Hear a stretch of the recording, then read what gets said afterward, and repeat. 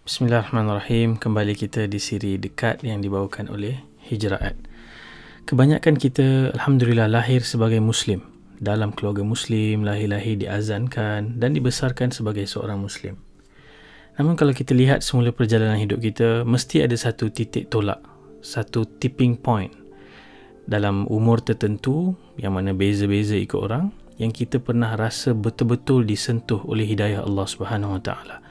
Timbul kesedaran dalam hati yang sangat mendalam dan rasa kesungguhan nak hidup mengamalkan agama. Ada yang mungkin terdengar satu kuliah yang menyentuh hati, atau ada orang yang mungkin tengok klip video atau dengar siri audio, dan sesuatu yang berlaku dalam hati itu kita pun mula rasa wow, dan kita ambil satu keputusan untuk berubah dan serius dengan agama, nak jadi Muslim yang committed. Ramai juga sebenarnya kawan-kawan kita yang waktu diduduk di Malaysia ni, yang majoriti orang Islam ni, dia tak rasa pun kesungguhan ataupun sentuhan hati yang menyebabkan dia rasa nak committed beragama. Tapi bila dia pergi sambung belajar ke luar negara, atau dia ikut keluarga dipindah, migrate sekejap duduk kat luar negara, negara yang minoriti Muslim, kat situ dia dapat hidayah dan taufik untuk bersungguh-sungguh hidup mengamalkan agama. Dan ramai juga yang dapat dalam bulan yang mulia ini, bulan Ramadan. Apa berlaku bila kita mendapat sentuhan ini? Kita melakukan perubahan, mula menutup aurat, kita tinggalkan perkara-perkara yang lara, yang sia-sia, kita mula jaga solat. Setiap kali solat kita rasa seronok, kita rasa suka nak baca, nak belajar Al-Quran, nak faham apa maksud ni. Kita belajar sirah, kita dengar kisah-kisah Nabi, kita belajar hadis-hadis, kita mulalah join banyak kelas.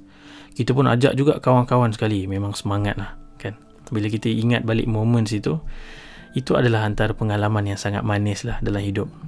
Awal-awal kita mendapat kesedaran tu. Ada orang yang lalui perasaan ni dalam kalangan sahabat-sahabat kita yang mu'alaf waktu dia mula-mula memeluk Islam.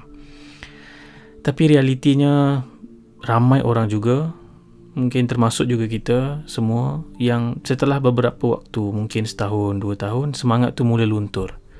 Semakin hari kita semakin kurang menjaga perhatian terhadap ibadah. Kita dah rasa keseronokan tu dah tak macam dulu, kita rasa semakin jauh, dan sedikit demi sedikit kita dah semakin tidak committed kepada kehidupan beragama. Dan ada yang lebih membimbangkan, dia kembali semula ke keadaan sebelumnya, dia buka semula aurat dia, dibuat balik maksiat secara terang-terangan. Dan ada yang tinggalkan terus circle kawan-kawan yang dia sama-sama bersemangat dulu waktu dia mula berubah. Dan jangan terkejut, sebenarnya ada pelajar sekolah agama yang ambil jurusan agama di college, di universiti, yang dah belajar pun soal halal dan haram. Dia dah dapat petunjuk tu. Tapi mungkin ada perkara yang berlaku, godaan-godaan daripada syaitan. Dia kemudian masuk dalam sektor yang mendapatkan income yang haram. Dia bergaul dengan antara lelaki perempuan dengan cara yang haram, sehingga terjebak dalam arak, zina, riba dan macam-macam lagi lah. Dan kalau kita pernah nampak orang lain macam ni, ataupun kita sendiri pun melalui perkara ini, kita ingat balik diri kita yang dulu kita rasa kita jauh lebih baik, better. Itu maksudnya memang tidak ada jaminan. Siapa yang dapat hidayah Allah Subhanahu Wa Taala, tidak ada jaminan dia akan kekal dan hidup dalam keadaan dia dapat hidayah dalam keislaman. Dan itu sebenarnya satu perkara yang paling menakutkan. Tidak ada garanti. Sebab itu selain kita perlu berusaha untuk committed dan istiqamah, duduk dalam circle yang bantu kita jaga agama kita, Allah dan Rasulnya juga ada ajarkan kepada kita doa, yang mana doa ini sangat penting. Doa agar hati kita ditetapkan di atas petunjuk dan hidayah Allah. Dan istimewa episod kali ini kita ada 2 doa. Satu doa daripada Al-Quran dan satu lagi doa daripada hadis Nabi SAW. Kita lihat dulu doa di dalam Al-Quran. Allah sebut dalam surah Ali Imran, surah yang ketiga, ayat yang ke-8. Allah nukilkan doa ini. Rabbana la tuzigh qulubana ba'da idh hadaitana wa hab lana min ladunka rahmah innaka antal wahhab. Tuhan kami, janganlah engkau memesongkan hati kami sesudah engkau berikan petunjuk kepada kami, dan kurniakanlah kepada kami limpah rahmat dari sisimu. Sesungguhnya engkau jualah Tuhan yang melimpah-limpah pemberiannya, Al-Wahhab, yang melimpah-limpah kurniaannya. Dan sewaktu menafsirkan ayat ini, Buya Hamka menyebut, dengan doa seperti inilah kita menghadapi segala soal di dalam hidup. Selama petunjuk Tuhan membimbing kita, akan selamatlah kita. Tidaklah hidup di dunia ini yang paling sengsara daripada sesat sesudah mendapat petunjuk atau kepadaman lampu suluh di tengah jalan. Teringat kepada nikmat iman yang pernah dirasai, sekarang telah hilang dan payah buat kembali ke sana. Allahu Akbar. Kita bila ingat balik perkara-perkara yang kita buat hari ini, mungkin maksiat yang kita lakukan, setelah kita pernah menangis, bertaubat, meninggalkan, kita rasa, ya Allah, macam mana aku boleh patah balik buat benda-benda macam ni. Sebab tu doa ini kita minta kepada Allah Subhanahu Wa Taala, ya Allah, wahab lana min ladunka rahmah. Ya Allah, bagilah rahmat daripada sisi Engkau, ya Allah. Yang mana bila Allah bagi hadiah, sebab kita minta dengan nama Al-Wahhab, Tuhan yang memberikan hadiah, yang sentiasa memberikan hadiah dan tidak mengharapkan sebarang imbalan. Dan bila Allah hadiahkan kita rahmat ni, rahmat hidayah ini, iman kita akan mantap, jiwa kita akan tenang, terasa mudah nak laksanakan perintah Allah dan menjauhi larangan Allah.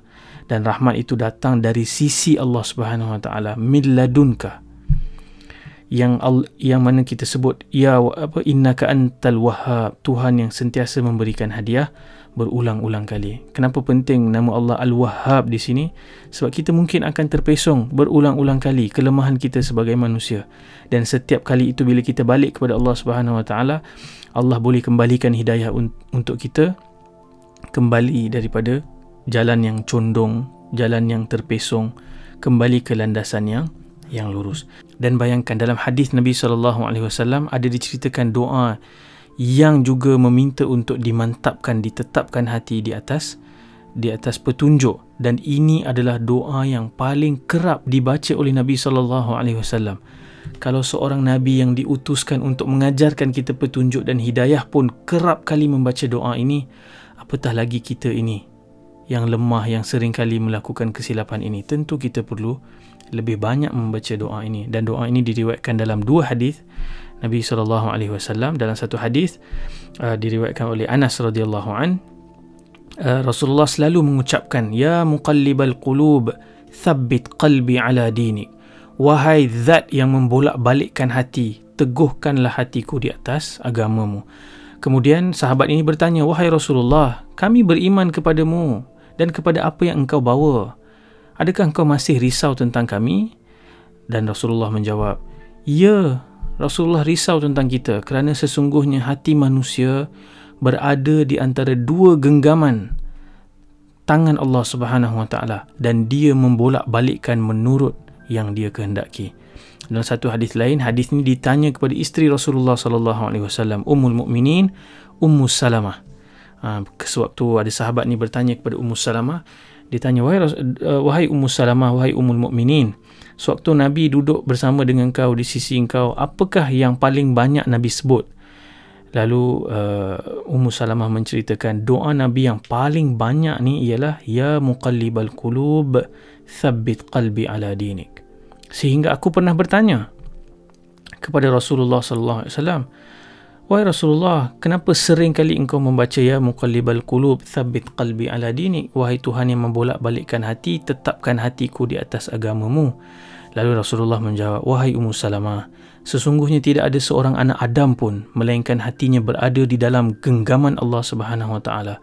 Barang siapa yang Allah kehendaki, maka dia akan meluruskannya, dan barang siapa yang Allah kehendaki, maka dia akan mencondongkannya atau membelokkannya. Dan dalam Ramadan yang penuh kemuliaan barakah ini, kita merebut rahmat Allah Subhanahu Wa Taala, kita merebut keampunan Allah Subhanahu Wa Taala, dan kita kena banyak baca doa ini, bukan hanya dalam Ramadan, dan bukan hanya sewaktu kita masuk dalam bulan Ramadan. Kita baca ini sepanjang waktu, dan seterusnya selepas ini, bulan-bulan lain kita perbanyakkan baca doa ini. Apatah lagi selepas Ramadan, syaitan akan kembali aktif menggoda kita, membisikkan kita perkara-perkara mungkar, pujuk rayu dia yang begitu licik. Kita perlukan doa ini. Semoga Allah SWT bantu kita. Moga-moga Allah tetapkan hati kita dan lidah kita di atas kalimah la ilaha illallah Muhammadur Rasulullah sehingga hembusan nafas kita yang terakhir. Amin, amin, amin. Sekian, Assalamualaikum warahmatullahi wabarakatuh. Jangan lupa subscribe newsletter Hijraat di hijraat.com. Jumpa lagi. Assalamualaikum.